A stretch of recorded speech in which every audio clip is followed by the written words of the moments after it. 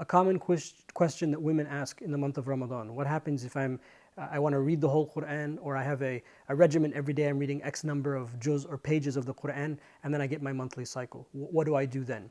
And it's very important that we understand here definitions. What is reading and what is the mushaf? Because it's the well-known ruling is that a woman who has her monthly cycle cannot touch the mushaf and cannot read the Quran. So hence sort of the question, well, what happens in the month of Ramadan when this happens?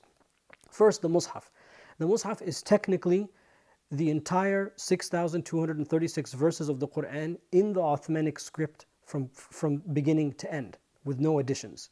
So if you had a book of tafsir, where you had some of the verses on each page, but then tafsir, that would not be considered mushaf. Mushaf is only that book which we find in the masajid, that is written in the Uthmanic script, which is a technical, the technical script that the Quran is written in. What if I wrote the Quran in a different type of Arabic script? That would not be considered a mushaf.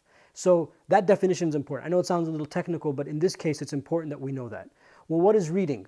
Reading is, holding a piece of paper and reading it, line by line out loud. Now, if a woman were, for example, if she had her monthly cycle and she had an iPad, or she had an iPhone, or a smartphone or a tablet, and the Quran was on that, that would not be considered a mushaf.